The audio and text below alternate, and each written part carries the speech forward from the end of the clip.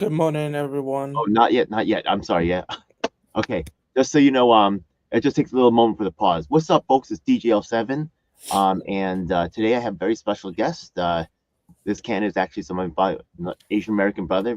Always interested in that from my old stomping grounds. But I'm gonna actually let him introduce himself. Go ahead. Hello, everyone. Happy New Year. I want to say to everyone, I hope you all have a best New Year this one.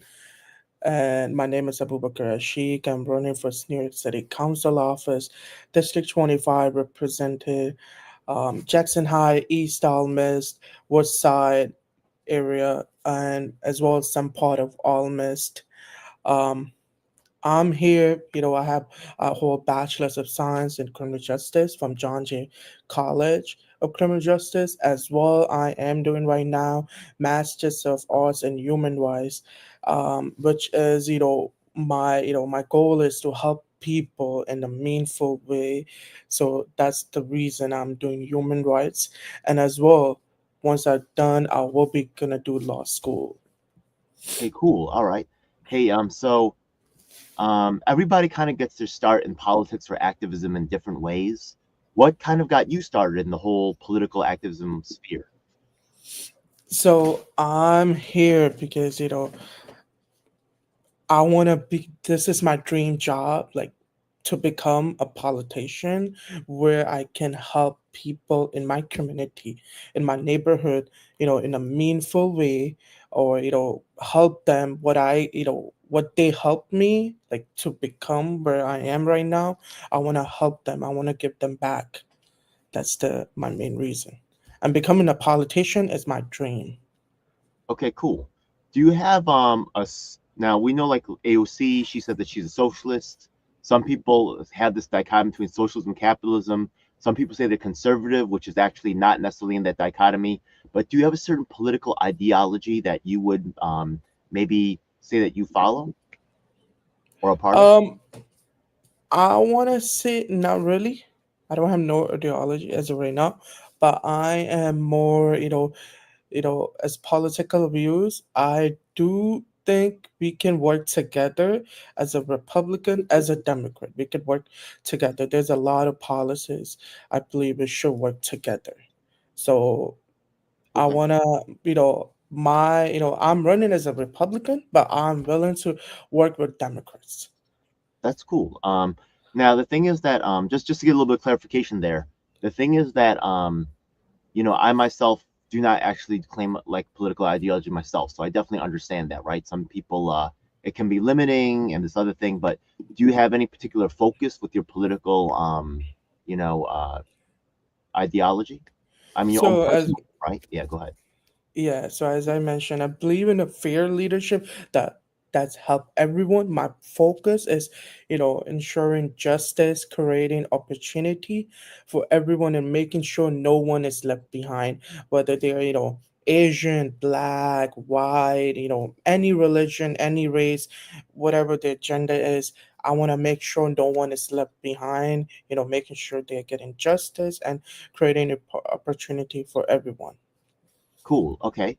Being raised in the United States, my political, influences are obviously, I didn't really learn about political leaders from other countries. So my influences are Malcolm X, Martin Luther King, which is understandable. That's how I learned about growing up. Who is, or there might be a leader like maybe like Jack Welch, right, GE, who actually increased the value of his company like by 800 times, some ridiculous amount. Is there someone who's influential to your own idea for political leadership or, just leadership in general? Yeah, I have two people. Okay. First of all, is our president elect Donald Trump has influenced my approach in leadership. His bold actions and focus on achieving results and which motivate me to lead with a confidence and take a meaningful action. That's the first one. Okay. Second, a lot of people might don't know unless they really love cricket. um, his name is Imran Khan, the prime minister, the ex prime minister of Pakistan. I love his leadership goals, where he want to also make economy strong. He and Donald Trump has same is everything same similar. They both want to do for their own countries and help everyone out. Hey, by the way, just shout out to Pakistan, Arsalan Ash. I don't know if you know the name. He's super. He actually revolutionized the whole entire Tekken fighting scene. Just being Asian American, I'm a fan of his. He's pretty cool. So, I really don't know cricket though, but that's cool. I'm gonna look him up. Yeah, an interesting thing right there. Okay. Now the thing is that different people come into this game with different levels of experience, things like that. And also people want to know, right? Everybody can talk a good game, but what have you accomplished? What are some accomplishments that you're most proud of achievement? I mean, sorry, what are some of the accomplishments that you're most proud of achieving that are relevant to leadership and management? Um, so the main, I'm proud that I have done my bachelor's in 2 years. Like I was like when I was 20 last year, I graduated with bachelor's of degree in criminal justice. That's the one, I feel like, from my like as I'm proud that I did it in like two, like not even 2 years. It was 1 year and not even complete 2 years. I have done my bachelor's. And as well as second is, my dream job. It came as as an intern, as a legislative assistant, working in New York State Assembly member Anil B. Penn, who represent District 105, Dutchess County. I have worked with him for 6 months as a legislative assistant. You know, Interesting. Cool. That's very relevant. Yeah. I'm yeah, actually aware of that. Yeah. as well, these experiences taught me importance of helping others and leading, others and leading by example. Cool. Okay. Now I'm going to ask about some of your policies. I know there's some larger policies at stake, right? But the thing is that I always like to put my allies first. So I work with a coalition because, as minorities, we cannot really get anything done without coalition. So let me ask questions first about policy for my allies, and then we'll talk about more general things or maybe your own focus. So the first thing is, public housing has 500,000 residents, could be very powerful potential political ally. I don't from the place that you mentioned, Jackson Heights, Elmhurst. I don't really remember any particular public housing in Jackson Heights right off the top of my head. So not really sure, but public housing does house. There are relatives of people in public housing, definitely in Jackson Heights, and Jackson Heights. I'm sorry, public housing has about 500,000 people that are living there. Potential powerful voting bloc. Right now, they're trying to demolish Fulton Chelsea houses, and we know that public housing serves our most vulnerable, right? Sometimes veterans, elderly, people with disabilities. Sometimes it gets a bad rap, but it's also wasteful to destroy a whole entire building and rebuild it.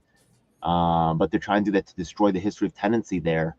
Would you support a halt to the demolition of Fulton Chelsea houses so that, or at least an investigation as to what's going on there before the demolition occurs? I believe demolition public housing is a wasteful. We should be focusing on improving and maintaining these homes for our valuable population of people, like especially veterans, those who need. We should focus on that, not destroying it. Like it's just wasteful of our resources, our money that costs a lot. And since what's going around in the city and economy, which is we need to focus on on other stuff, which is Yeah, I really appreciate that. There's so many people that are making money off of like, contracts to do this or do that, and right, and there's a lot of waste going on. I appreciate that. Another group that I work with is the wrongfully incarcerated. Nolan Farrell has a letter from this conviction integrity unit that says that the evidence used against him was faulty. Um, and would you support a review of cases for the people that have, even the district attorney's office of the evidence is faulty, he should be exonerated. A subdivision called conviction integrity unit, but he still hasn't been exonerated to this day.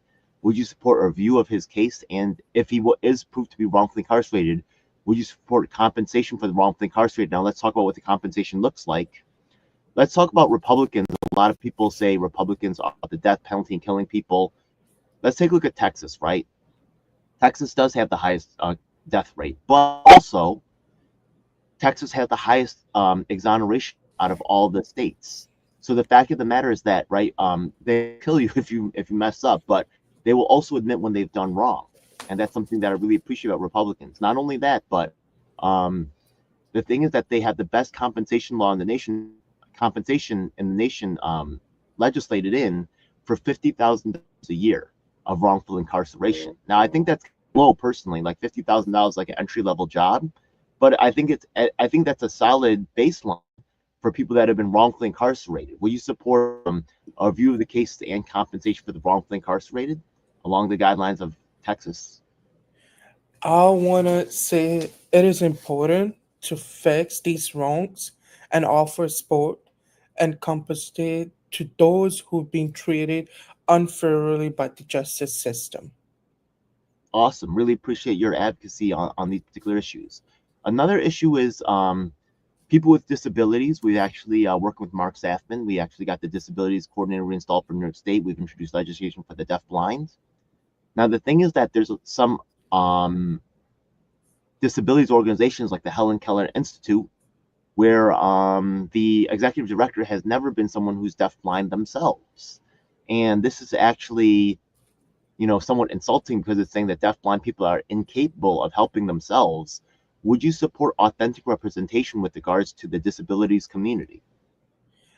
Uh, yes, I want to say I will ensure that individuals with disability are authentically represent in decision making process and advocate for policies that prioritize them in fairness in the process where we want to hear their voice, what they have to say. I really appreciate that. Right now, I have actually a coalition of U.S. presidential candidates and also New York City mayoral candidates who have actually supported a public meeting between myself and Corey Edens with the CUNY chancellor and the Hunter College president. We know that Hunter College was found recently to have been stealing money that was supposed to be used for research for cocaine parties and for trips to the Caribbean for a guy named Jeffrey Parsons. And I believe that the Hunter president stepped down. Her name was Jennifer Robb. There's been a lot of wasteful spending inside the CUNY system. Would you? We're trying to get a meeting once again with Corey Edens and the chancellor, and actually we might ask candidates like yourself. The fact that you were recently a CUNY student, you might be aware of some of the problems going on. Actually, I would like for you to maybe be a part of that conversation as well. Would you support a public meeting with Corey Edens, myself, and some candidates with the chancellor and the Hunter College president? I want to say yes. As a student in the John Jay College of Criminal Justice, right now, I think students should have a platform where their voice, should heard their concerns, and a meeting with CUNY leadership will be an important step in addressing these issues I appreciate that. directly to them. Okay. Another ally that I work with is actually, I believe, the most prolific reporter in New York City history. His name's Christopher Leon Johnson. I'm honored to know him. And I asked him what he thought was an important issue, and he said e-bike regulations. We see uh, e-bikes lighting on fire inside of people's homes and burning them down. We see that e-bikes are actually sometimes you'll see like 20 or 30 of them parked on in front of a restaurant. Sometimes they're used in thefts. They're getting in accidents. What are your ideas for e-bike regulations? I want to say I support a balanced e-bike regulation where, we need to make sure public safety without unfairly like people those are doing using like rely on e-bike for their livelihood, like working, those are Uber Eats, DoorDash. We need a clear, a fair policy that address both safety concerns and economy related. I appreciate that. Yeah, I also have sympathies for the people that are relying on those electrical devices to get around. So sometimes it makes me uncomfortable how people just attack it, right? Like you people are just, hey, I'm not rich, I don't have a car. Like I understand where they might need a affordable means of transportation. So I appreciate that. I mean, myself, I use e-bike, so that's Okay. why I want to make sure we have both, safety and economy. It's also difficult to really understand like what is the e-bike, right? You have those one wheel things. Is that an e-bike? You have scooters. Are they e-bikes? You know what I mean? Like what is an e-bike? It's not really even sure certain what is the e-bike defining, right? Are hoverboards e-bikes? You know what I mean? Who knows? But appreciate your balanced view of this particular situation. I myself share a similar viewpoint. Right now, Manhattan Chinatown has actually 8 homeless shelters there, and they're also building a mega jail there.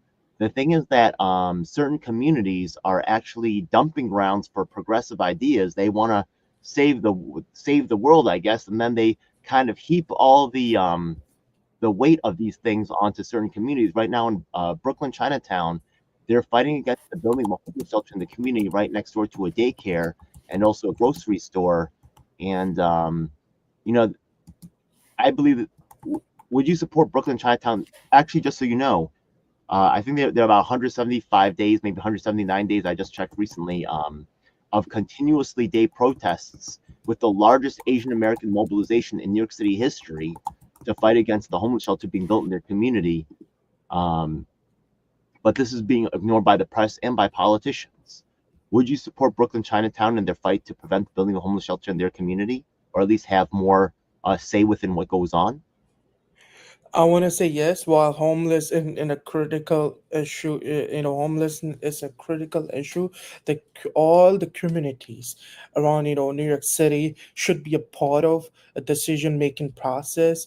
And I want to say I will support a finding solution that don't, just affect like impact like neighborhoods. So we should make a decision like where we'll find a solution where we can help out like but like homeless shelters more.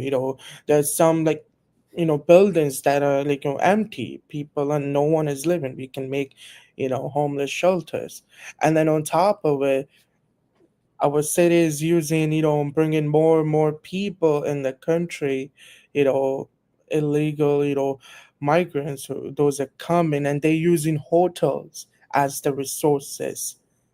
The city is paying one of the hotel, Roosevelt Hotel, they are paying $236 million a rent just for those migrants. Those are coming in. And we should focus on first inside issues, not outside. Yeah. They say they're helping the homeless. They're really kind of helping these contractors that are getting these $1 million contracts. That's the real. And just, being formerly homeless at the age of 16 and also working with a lot of people that are in the homeless community, including the shelters, public housing, things like that. I think, a lot of people, a lot of, I would say, bougie liberals, they kind of, who haven't really experienced homelessness, they want to just think that someone's being taken care of like magic inside of these facilities, which have huge problems of violence and other things and corruption going on. But also, if you stick them in the middle of Chinatown, those people don't speak English. So those people come out of the shelter and they can't buy groceries, they can't have a conversation, they can't find a job locally because the people there are not speaking English. It's actually another barrier for it's a additional burden on the community and the residents who are staying in the shelter that's actually not being discussed. What's really happening is that all the undesirables are being pushed together, and this is really unfair. And that's I'm sorry, just to make put in my own personal take. So I appreciate what you're saying, yeah, and I really appreciate the fact that you actually have know about the large amounts of waste that are happening with these contracts that are actually robbing the poor, right, of actually getting appropriate services. So thank you so much for your specific knowledge in that framework, right? Roosevelt Hotel, you know what's going on. That's pretty cool, man. I appreciate that. Um, Thank you. yeah. Okay, let's move on to okay. This is actually going to be a hypothetical question. Okay, so it's going to get a little bit more complex. So the thing is that we know that people who are trans, right? We know that they face a lot of discrimination in their lives. I understand, right? Like it's a little bit strange. It looks different, and people. So, for example, um, they face job discrimination, housing discrimination, and they may find themselves needing public housing because of poverty, reasons of poverty, right, and discrimination. Now, the thing is that let's, for example, say that 10% of the people applying for public housing are trans. And then we find that only 1% of the people that are actually in public housing are trans. So we say, why is this going on? This seems like to be, something doesn't seem right. So we ask the trans community, remember, this is all hypothetical, right? We ask the trans community, we say, what do you think is happening? Why is this happening? They say, oh, we're being discriminated against. People are beating us up. Or they're leaving us nasty notes outside my door. So I'm leaving of my own accord. Now, there's no law saying that you can discriminate against trans people, right? But this is still happening. What will you do to assure this community fair access to government resources? I am committed to ensure equality able access to government service for all once I'm in office. Once I'm in office, I wanna, I wanna listen to everyone's voices. I wanna make sure everyone has been heard, including the trans community. This mean is fighting a discrimination, sporting, where they can get health care, housing, they can get access to, all public housing. If there's anyone who's trans but homeless, they can get into homeless shelter. Creating a safe space for all individuals to access service without a fear or bias. Okay, so but remember, right? There's no law saying that you can discriminate against them. In fact, there's laws saying that you probably can't discriminate against them, but it's still happening. So how are you going to actually, right, protect the community when, right, the laws are actually you put them in place, right? And then it seems like things should be okay, but we can see there's this weird discrepancy. How are you going to how would you make sure that they're okay? I want to make sure everyone is getting access to everything, as fairness. I want to bring like a fair Okay. policy So now where I'll actually shoot in, right, the reason why it's hypothetical, right? Remember before I said 10% versus 1%, right? So some people have had actually the idea like maybe we'll set up like specialized housing for people that are trans, but then that could be considered ghettoization, right? If we said we're going to take all the black people and shovel them into one building, right? People might say, oh, you know what, like, are you trying to stick all the redlining or are you trying to, right, put all the minorities into one district? Another idea is that it's actually very unpopular with people that with most of the candidates, right? Even the liberal progressive ones. If we say quotas, right? If we say, well, now, right, 10% of the people applying are trans, so 10% of the people in housing have to be trans, whatever, right? Um, that could be a solution as well. But how to use the numbers, right, or how to use the data to help formulate your solution towards making sure that people get fair access. I'm so sorry. Can you repeat again your question? Okay.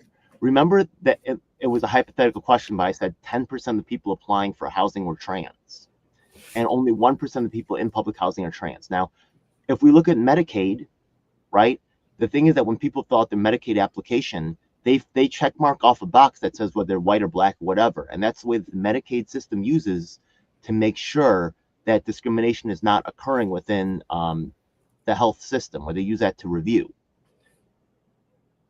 A similar, but quotas, but just so you know, most candidates don't really like it. I would say 95% of candidates do not approve of quotas on all sides. But quotas could, how do you use the data, right? Remember, we said 10% of the people applying were trans, and 1% of people in trans is also another level because people can choose to be trans or not. So if it's helpful for them to get, so there's another layer, right? But how do you use the data once again, right? 10% of the people are trans, and you can see this discrepancy. We know that right now it's illegal to discriminate against black people in housing, but we've already seen studies where a black person owns a home and a white person owns the same home, and they're asked to, you know, get an evaluation of their houses, and regularly the black people's homes are worth less just because they're black. Like, this is not legal, but it's still happening. So, right, you're a legislator, you're someone who'll be helping to pass laws, things like that, but people might feel like it's not enough, right? You pass a law, they're like, oh, there's already laws, and I'm not getting help anyways. So what will you do to help these communities that are not getting fair access to government resources? You know, you could pass a law, but they might say, so what? Once I'm in office, I will make sure, I will look into it, everything. Even not in office, I will make sure that, you know, wherever I can reach out, like whoever I can reach out to help, people in, trans community, you know, make sure they get they can feel like safe, wherever they're gonna go. They make sure, they have a fair access to everything. Like I really, not you know what? only. Just so you know, you're actually having this conversation with myself. A lot of the establishment candidates like Brad Lander, Jumani Williams, they're not having a conversation with myself. So, as a longtime advocate for the trans community, I appreciate the access that you're giving me. And you can see my body of work, which has lasted for many years. As long as I still have access to Abu over here, I will make sure that your issues are attended to. So, thanks again. I think that you're already providing me fair access, so I appreciate that. Yeah, whereas a lot of the other candidates are not. So, it's we're going to work together. So I like that. So now that we've covered the issues of my allies, right? You may have your own specialty, or you may have issues that are impacting you. I know that we've talked about Jackson Heights, some specific things going on there. What are some of the issues that you plan on tackling if you are elected to city council or elected office of any kind? So the one main issue everyone know conjunction prices. Oh The yeah, when that's the main issue. As a New Yorker, I believe going to in our own city, we have to pay. Like I just feel like we need to focus on this. Like, this is like I feel like we need to make sure there's a some way we can have a access to like these two prices are very high. They wanna if let's suppose if someone cannot afford toll every other day, they have to use public transportation, train, subway. It's not safe. What's going around? Like we need more safety, and we need to make sure uh, get some way around, have either the prices we can make down more to help people go into their own city. A lot of people live, like let's suppose if someone like needs to live there and they go out from, downtown area and they have to come back to their own home, they have to pay. And I hey, believe we need to focus on.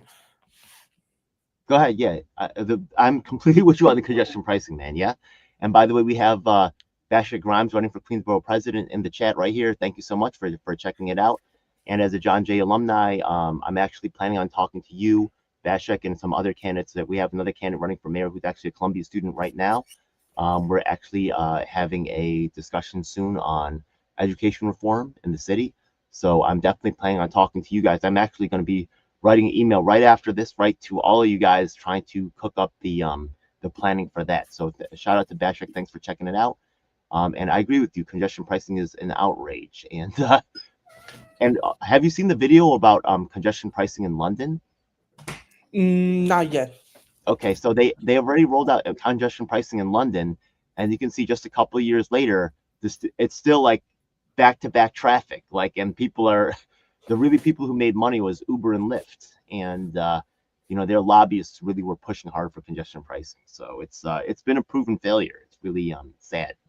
Look it up, folks. Just look up London congestion pricing. You'll see that they implement congestion pricing. They're just as congested 2 years later as they were before. It's a proven failure. It's really sad that it's just being pushed through. I agree. Okay. Any other particular issues that you think are particularly important? Um, what is going on in my district? Human trafficking in Roosevelt Avenue, as everyone know, um, prostitution, going around there. We need to focus on, I mean, I know recently, Mayor Eric Adam was there, but he never himself like came into our district. He was just there in the district 21. I think it's 21 or 22. I don't want to be wrong. That's like Corona side. He was there, but he never came into this district to see where was more, human trafficking was happening. We need to have, once I'm in office, I want to make sure this thing is stopped because a lot of people in Jackson Heights, like Bengali community, our own like Asian community, those who live, they want to make, and as well, all everyone who live on Jackson Heights, they want to make sure this is like a, it's a area where everyone live. I mean, we know it's a public area, but everyone live, people, their kids use trains and buses to go to school 5 a.m., like little kids, what they're watching, is impacting them, mentally. We want to make sure we are stopping this. Once I'm in office, I want to help. make sure this is the main thing I want to make sure, Shaker Krishna is not doing nothing on this. Actually, I lived in Jackson Heights and East Elmhurst about 4 or 5 years ago. It wasn't this bad, but even then, even 4 or 5 years ago, when the problem was now you just see open prostitution on the street. But even back then, it was still pretty bad. It was being cited by the United Nations for human trafficking. So the fact of the matter is, this is an international embarrassment to New York City, and it was so severe, and now it's gotten so much worse. It's really sad to see what's happened to that area, and I definitely understand how this could propel someone like yourself to run for office to try to solve this situation. To see the way that that area has been degraded, it's really sad. So, Yeah, because I live here, like Jackson Heights from my area is like what 10 minutes away, and I use every day, Jackson Heights Reservoir Station. I use every day, and I'm being seen they're like 5 a.m. in the morning. And what is happening? We need to stop this because I have did an interview with one of there was tourists. They came to the city just for 1 week. They were from, I think, Sri Lanka, and they were like, we cannot believe in USA and in New York, in this kind of city, this thing is happening. all right, there, Mm. yeah, yeah, it's really sad. Yeah. Now, look, the federal government takes care of like the mail, right? They take care of the military, right? We take a look at the city, right? They're going to be taking care of what? They're going to be taking care of real estate stuff. They're going to be taking care of the education, New York City school departments, New York City Housing Authority, New York, like CUNY, right? The city takes care of other things. Um, I know that you can't be expert in all of them, but are there any other particular issues that you feel that you have special? You already mentioned a couple of them. Are there any other particular issues that you want to cover in this particular interview about your plans for the city? Uh, Congestion pricing Okay, and human trafficking those are the and two. education as well. In education, I want to make sure that what we are teaching right now, students, like in schools, I Yeah. want to make sure we have to know each and one, like what we're teaching, like kids in the school. Like there's some kids, I mean, they don't want to learn something. Like I feel like they should have choice, and it's just there's no choice. I feel like we need to look into education system. That's the main. These are the three main. Well, as I get into office, I want to make sure we have to work on all of these three. Okay, so you're talking about charter schools. Not charter, public school as well. Okay, so when you say choice, you mean Like, like students can choose which public school they go to? yeah, Okay, that makes sense. Okay, yeah, if you're in a SIR school, I also did some substitute teaching, right? That's considered a suffering school or a school that's kind of like impacted. Yeah, I had actually, as a substitute teacher, a chair thrown at me, and the principal just walked by and shook her head. You can't learn in that environment. I was like, this is ridiculous. Yeah. So yeah, if a student wants to get out of that school, I think that would probably be best for that student. That makes sense, right? So as well, like choice of school. Like, let's suppose if you live in your district, like if there's an elementary school, the kid can go to this school, like but there's some people who are working and their kids are in the district, and the job timing is just no one can do back and forth. If someone wants to have their kid nearby their work, that's like we should have an open choice of school, especially for those parents who are working. last time I checked, I should actually save the graphic to my desktop, but I think that the education is actually the largest expenditure for the city overall at about like 29% or something like that. And I think that the police, fire, and corrections is only all combined is 9%. So I think that the education system is 3 times the budget of the police, fire, and also corrections combined, which is actually a huge expenditure. Where's all that money going? It's good that that's something that you're actually looking at because that's actually something that needs to be investigated. So, hey, I think you did a great job on this interview. How can people find out more about your campaign? Do you have a website, social media? Yeah, I have my Instagram account. That's Ashiq ASHIQ for New York City Council, and then I have my own website, which is Ashiq for NYC.com. You can Okay, look quick at question: is that with the number four, or is that actually like spelled out four? that's. Let me tell you. Give me one moment. Okay, I just found it actually. I just typed in Ashik at the FOR, right? Yeah. So I'm gonna put Yeah. that in the chat right now. Oh, thanks a lot, Bashik. Yeah. He just shouted right there, and I'm actually going to share your website. Give me a second. Okay, I'm gonna share that on the screen. Okay, folks, feel free to check that out. Um, and are your links to your social media there as well? Yes, I have my TikTok account as well and my Instagram account on my website. Okay, and also later on, you could also comment on this video and then put your links there, and people can check it out there. Now that people have your website, they have your social media. What do they have look? What do they have to look forward to? Do you have any like campaign events, fundraisers? Um, As of what right now, not yet. We'll be gonna have campaign or fundraising events in March or early March. I will be gonna have. One thing that's interesting, just so you know, I believe the first day of school is going to be January 26th, 27th, which is going to be just a couple weeks away. And then the thing is that on that day, we're planning on actually going to the schools on opening day with candidates. We actually went on the opening in the fall semester and we hand out 10,000 pieces of literature. Now we're going to try to get them to. We're also asking candidates like yourself, Bashika. I hope you're still here. We're trying to get you guys to email the chancellor and the CUNY college presidents and ask them to sit in a roundtable with myself, Corey Edens, and some of the candidates, especially yourselves who are more informed, and we can have a conversation about what's going on in the CUNY system. We're actually potentially trying to ask Mayor candidate Javin Ross to maybe host it at Columbia, or we could do it at the chancellor's office, or we could maybe do it at one of the CUNY schools. So we're still setting that up, and we're hoping trying to do it either February 2nd, which would be a Sunday, or February 3rd, which would be a Monday, and we're trying to move that forward. So that may be something to look forward to right away. Also, I think that on January 18th, which is actually just 6 days away, we're actually doing a protest outside of National Action Network because um, the Democrats, unfortunately, not all Democrats, right, but the Democrat Party leadership decided to spend like Kamala Harris spent $1 billion on celebrities instead of addressing the needs of people in public housing, addressing the needs of students, addressing the needs of.